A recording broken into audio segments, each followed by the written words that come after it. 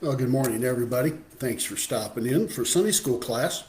Sorry for getting up a little bit late here, but my computer was giving me fits this morning.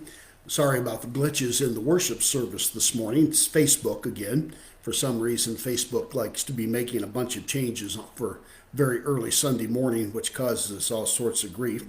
But we've been doing this long enough now that if something freezes up, we'll probably, if we can't get it taken care of quickly, we'll just go off and then we'll come back on again. So you just log back in again. So, we're not going to give up without a fight. So we get back on as quick as we can.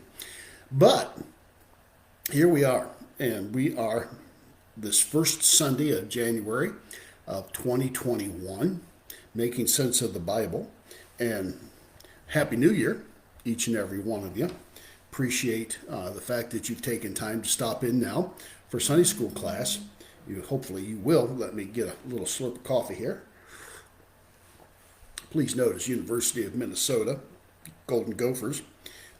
Please also remember what the Minnesota Golden Gophers did to the Iowa Hawkeyes the other night in basketball. Yes. So I got to check this text here real quick.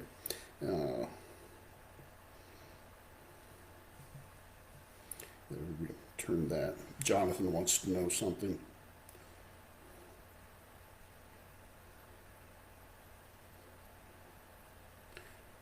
Okay, we know where to find you.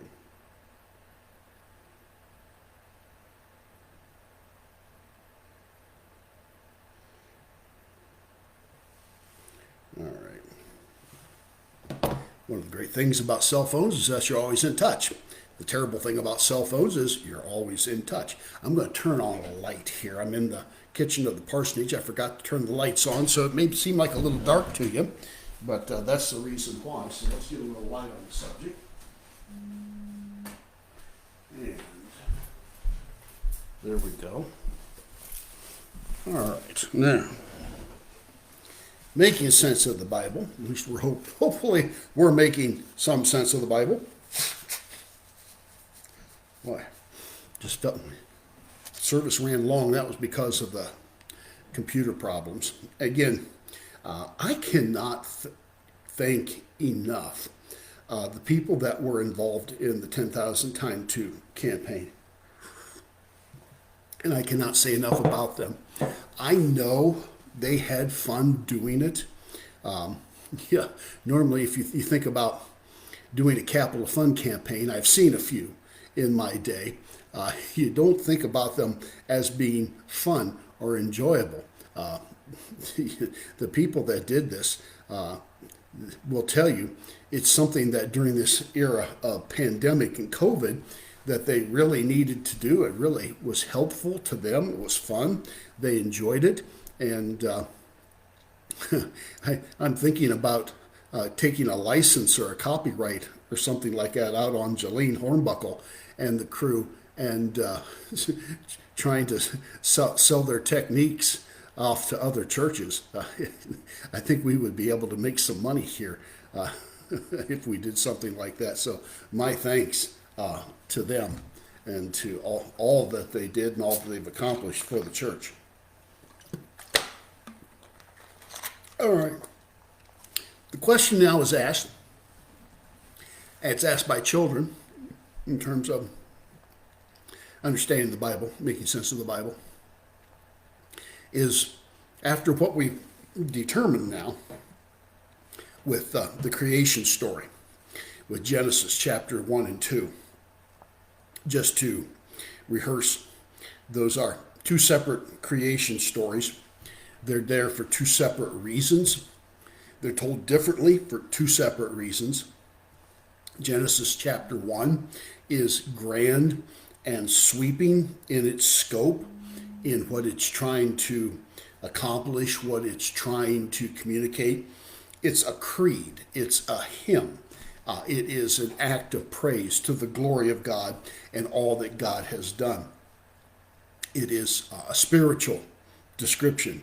It is not a scientific treatise. And those folks who try to treat it as a scientific treatise are doing a serious disservice to the Bible.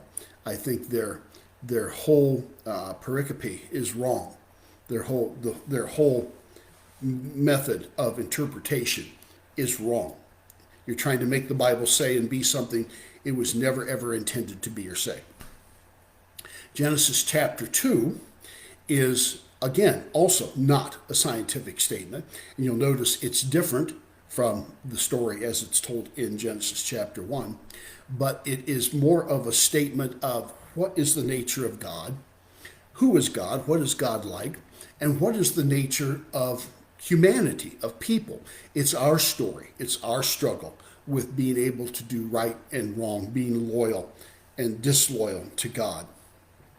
And so that's where those stories are. So the question becomes then, well then, were Adam and Eve real people then? What's the significance of that story? So does that mean that Adam and Eve aren't real? What's the significance of the story? This is a troubling thought for a lot of folks, not just folks who tend to have a conservative perspective and means of interpreting and understanding Scripture. So let's address it then. The names, we believe, Adam and Eve, are symbolic. Adam literally means of the earth, because that's where he came. Eve literally means the bearer of life, or the mother of all things. They are the first of their kind. And their story is our story. But were there really two people by that name that partook of what was called forbidden fruit? Well, this leads up to a lot of questions. For example, what are people of faith to do with the fossil records that have been discussed and discovered by paleoanthropologists? We have a significant fossil record, not just of dinosaurs and mastodons, but also of early human-like creatures. Humanoid creatures, as we define humanoid, show up in the fossil record 2 million years ago. 2 million years ago. Now, notice, I did not say human. I said human-like. 400,000 years ago, we begin to see people changing to the point where they start using fire. They start throwing javelins and things like that. You have cave art. You have tools, primitive, but tools nonetheless. I think I've mentioned the story before of my father's farm back in north central Ohio. We were not that far from a ridge, a prominent ridge that ran through that part of the county. Everything on the north side of the ridge ran east-west. Everything on the north side of the ridge, my grandparents, my father's parents' farm, was on what was called the Ridge Road. And everything on the north side of the road would flow to the north and to the east, and eventually would end up in what was known as the West Branch of the Kokosing River. Anything on the south side of the road flowed south and east and would drain into what was known as the South Branch of the Kokosing. There were 3 branches. There was the south, the west, and the north branches, all of which were right there within a few miles of one another, because the ridge, right, the highest point of the county, was right there. And that ridge was a prominent geological feature. Now, because of that, on my father's, both my grandfather's and my father's farms, I've told you before, there were springs, lots of springs. In fact, our road was technically known as Luzerne Road, but unofficially it was known as Spring Run Road because of all the springs that were located in the area. They were good springs. They were good quality water. Now, some people wouldn't call them springs, they'd call them seeps, but that's what they were. They were springs. Because of that, because of the proximity of good water, there were a lot of there was a Native American tribe, the Cocosian people, which means singing owl or little owls, that lived there, had an encampment on my father's farm. We know that because in the spring of the year, after plowing over, would be on the West 80, after a rain, after it had been plowed, you could find all sorts of artifacts. We found not only arrowheads, perfect, beautiful arrowheads, but hatchets and a variety of primitive tools, pottery shards. And my mother was the one who really was into this. But it was just a good location for him because of the availability of clean water. And it was amazing, we don't know how long ago. We know that Johnny Appleseed kind of people came into the area when Ohio was still part of the wilderness in the early 1700s or so. Marietta, Ohio, down on the Ohio River, was one of the first Caucasian settlements in Ohio, and people spread north and west, south and west from there into Kentucky, into Ohio. But before that, there were Native American folk. And so, and apparently it was a significant settlement because we could find artifacts all over the place. They were really kind of common for us. But it was 400,000 years when we began to see primitive tools appearing and being used by people. Now, for Native Americans, for example, those tools really didn't gain a whole lot of sophistication like they did in Europe and Asia, simply because the Native American mindset was, this is sufficient, it's all we need. However, so where does the whole Adam and Eve story begin to fit in to the paleontologist's timeline? We can go back about 200,000 years, and we start to see, according to the fossil record, people that, while not exactly like us, are kind of like us. They didn't have language like us. They weren't abstract thinkers like us, but they were like us. They were similar to us. Isn't it interesting? People that don't believe in evolution, and yet you look at how the world has changed and how people have changed just within my lifetime. For example, in 1969, we put the first man on the moon. And now, here's my cell phone. My cell phone contains more computing power in it to make it work and do what it does than NASA had available for the first man on the moon mission. This is more right here than they had for the man on the moon as far as computing. That was 1969. That was 51 years ago, 52 years ago now that took place. And so that's just kind of incredible when you think about it in terms of what we've been able to accomplish. Knowledge begets knowledge. Knowledge was slow to begin. Abstract thinking was slow to begin, and yet as we discover more, we're able to discover more and more. So, for example, let's get a little more comfortable here since I am in the house. There we go. You begin to see things like musical instruments, more complex art. If you've ever looked at the history of art and how just 100 years makes an incredible difference in the way art appears, more complex tools begin to appear between 45 and 35,000 years ago. As language begins to develop, so did abstract thinking. You cannot really have abstract thinking unless you have language. Some people have the gift of learning language.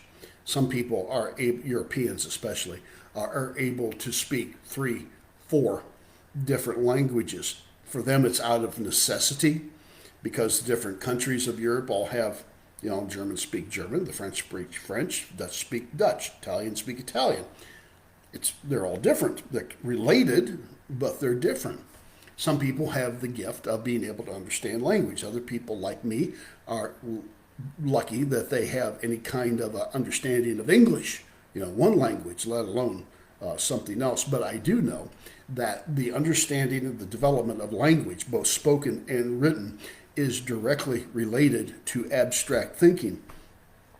And to think that that happened without God's intervention and guidance, I think is preposterous when you consider everything that was against that kind of thing happening. And actually, we've evolved, all of us, everything related to what we call civilization has evolved, sometimes in spite of the church. You look at Copernicus, who came to the understanding that the Earth was not the center of the solar system in the late 1400s, but that the sun was the center of the solar system. That was radical thinking back then because the church believed and taught Earth was the center of the solar system. It had to be because you had biblical accounts that talked about the sun, the movement of the sun, and that the sun moved backwards. For example, in the story of King Isaiah and King Hezekiah, for example, or that Gideon prayed and the sun moved back. It's the sun that's moving, according to that understanding and thinking, and the church believed that. And to contradict the church on anything, especially like that, was considered heresy. Well, Copernicus discovered that the sun wasn't the center, or the earth wasn't the center of the solar system, the sun was, and he wrote his understanding of that, but he would not publish it, wouldn't make it public until after he died, because he knew the church, regardless of how logical his findings were, the church would reject it as being anti-Bible, anti-scripture, and that he would be proclaimed a heretic. He was right. His works were burned after his death, after they were published, but by then it was too late, and he didn't care because he was in heaven. The same thing a few decades later with Leonardo da Vinci. Da Vinci, however, was not as wise as Copernicus, or maybe he was just bolder. He came out with his thinking and idea that, and affirmed Copernicus' thinking. And because of that, he was also tabbed a heretic, forced to recant, or was threatened with being burned at the stake as a heretic, simply because he dared to believe something that was against the basic teaching and understanding of the church. Well, the church's first mistake was thinking that these were science lessons. The Bible is not. The Bible is not a science book in any way, shape, or form. To take it as such is to do it a terrible injustice. So, but you see that to think that any of this happened without God's intervention is just, it takes more faith to think that it didn't than it did, I think. It's kind of like Michelangelo's depiction of creation on the roof of the Sistine Chapel, that great painting, that fresco, where you have God reaching out and Adam coming out of the earth and reaching out and touching finger to finger. And it was at that point, man is fully formed from the earth, and yet he is not a living soul until he's touched by God. Once he is touched by God, and God breathes in him the breath of life, and he becomes a living soul. See, so how did that happen? Well, did that happen via evolution, the gradual development of the human brain? We know the human brain evolves. We know that our ability to understand and to comprehend things, it evolves. We know that knowledge begets knowledge from one generation to the next. And we're seeing that accelerate. Or, as some people would suggest, at some point, did God just flip a switch? And once it started, it seemed to just kind of spread amongst other species relatively quickly. Because, if there's just Adam and you flip the switch on Adam, what about everybody else? Or is there everybody else at that point?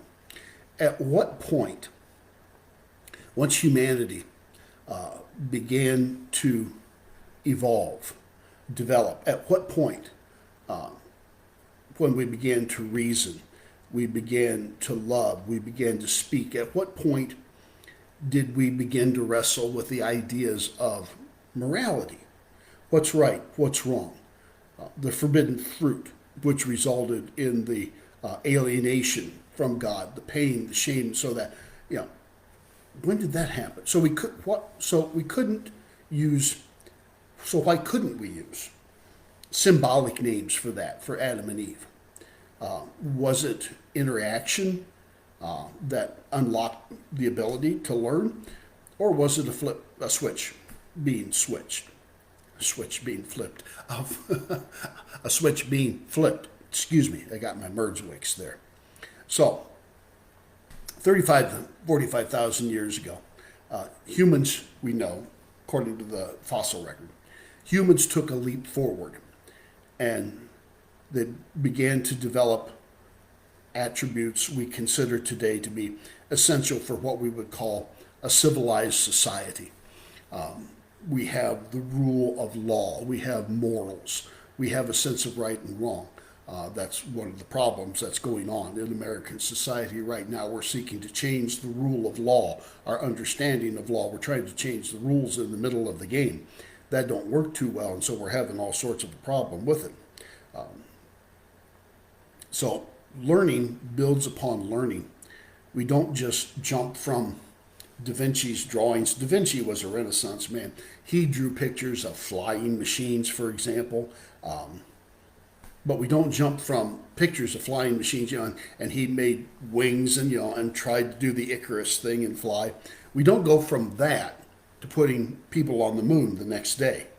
That just doesn't happen. We've got a period of time here that develops. So knowledge builds on knowledge, and I believe morality builds on morality. So the stories in Genesis chapter 2 and 3 weren't written to be biographers' eyewitnesses' accounts to the first human beings. I don't think so. I think Adam and Eve represent all of us, but it's also is probably the story of early humanity, how God gave at some point a soul, and then the tragic decisions, the tragic actions that caused us to turn away from God, to hide from God, things that brought about pain, shame, alienation, death. I think those, they happened at some point in time or another.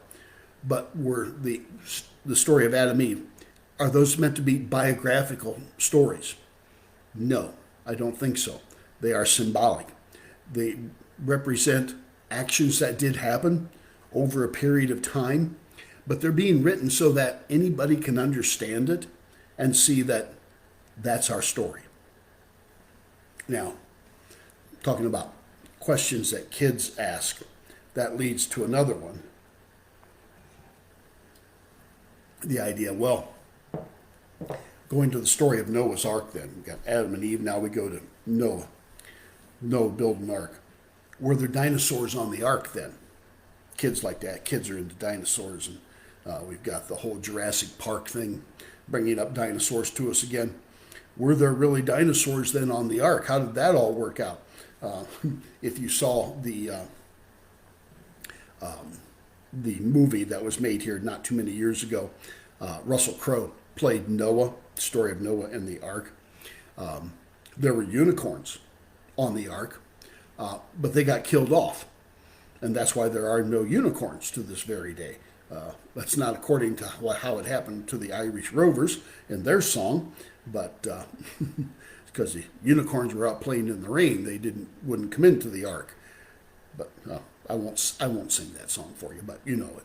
So were there dinosaurs on the ark? That's not just a kid's question, actually, although kids often do ask it. Genesis, you'll notice, does not mention dinosaurs, although we see the evidence of dinosaurs in the fossil record. I mean, I don't see how any normal person, any sane person, with all of the fossil remains that we've discovered and put them together, relatively complete ones of brontosauruses and Tyrannosaurus rex and all those others, how any person can really actually doubt the real existence of dinosaurs. Scientific consensus is that the dinosaurs became extinct over 65 million years ago. Wow, that's a long time. That it happened due to some sort of a cataclysmic event that happened to the Earth that caused radical climate change. Hello, climate change. You know, we're talking about how fragile our existence, our ecology is right now. We're causing climate change even now as we speak. Not cataclysmic like an asteroid slamming into the Earth, but other things can happen as well. But that changed the environment of the Earth and changed what was able to inhabit the Earth. So, according to the fossil record, humanity began to, as we know it, began to appear somewhere around 200,000 years ago, give or take. So, how does that impact the Noah story? Was there a man named Noah who actually built an ark? Again, our conservative brothers and sisters who want to take the Old Testament record, the first 11 chapters of Genesis, they want to take that as a science lesson, as a biography, will tell you, yes. And every once in a while you'll see a story about on Mount Ararat or on one of Mount Kilimanjaro, they have found the remains of what looks like to be a large and ancient boat. Could this be the ark? You see those kinds of stories all the time. They're interesting.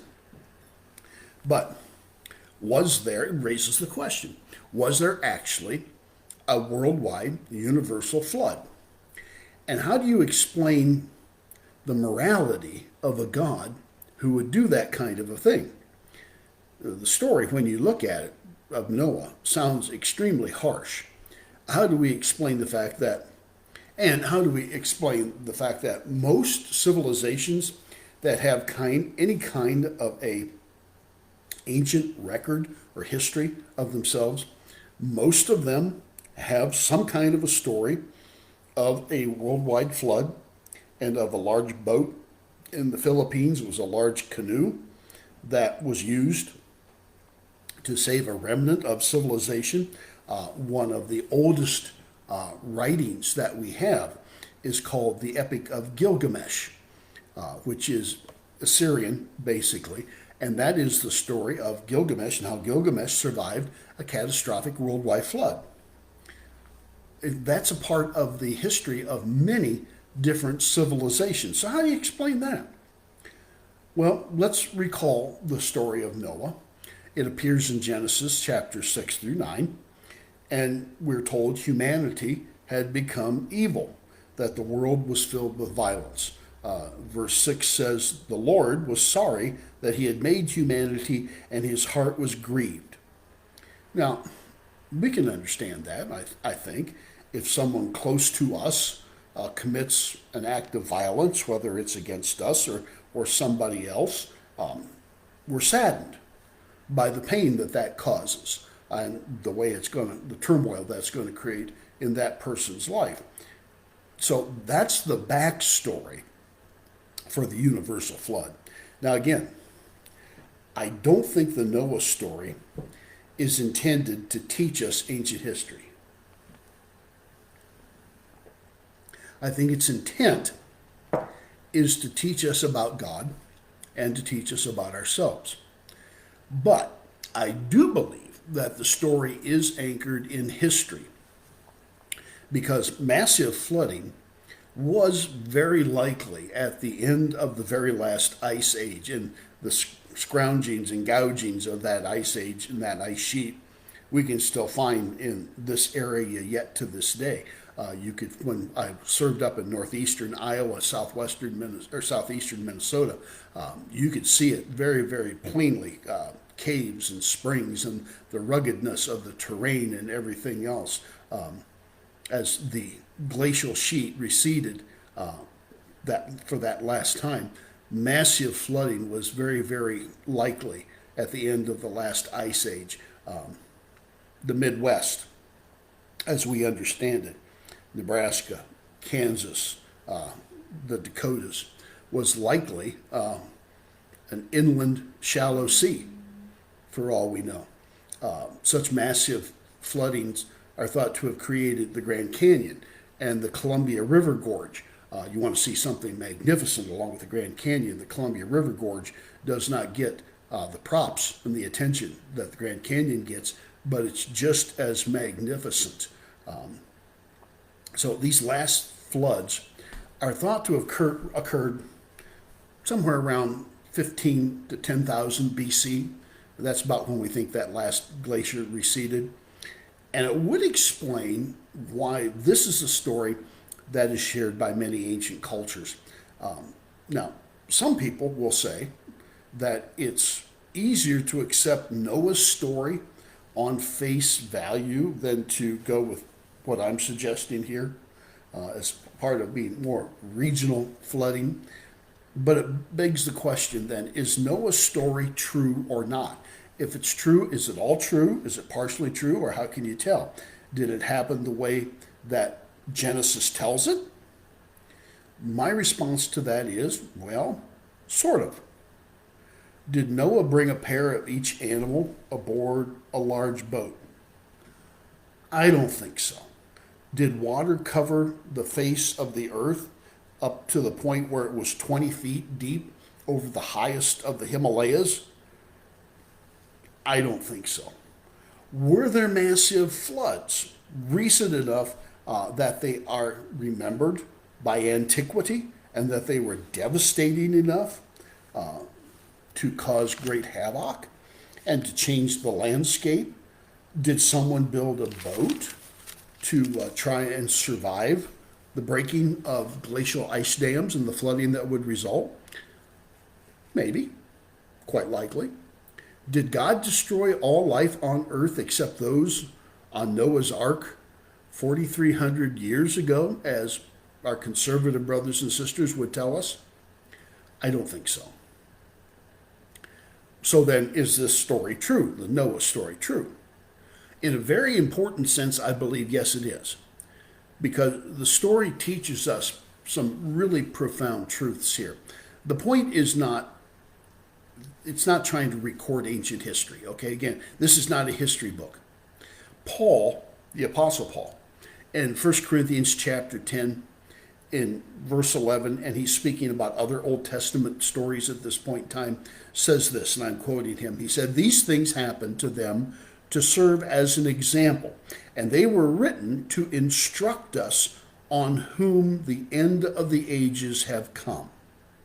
Now, he also says in Romans chapter 15, verse 4, he writes this regarding the Psalms.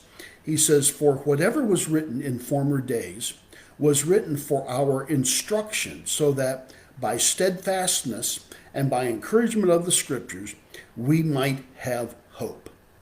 So, in other words, this was written not to teach ancient history, not to teach geology, but to teach us about God and to teach us about what God's will for our life is. An example would be, for example, it's estimated that over 100 million people have been killed as a result of war and or genocide in the history of the world so far.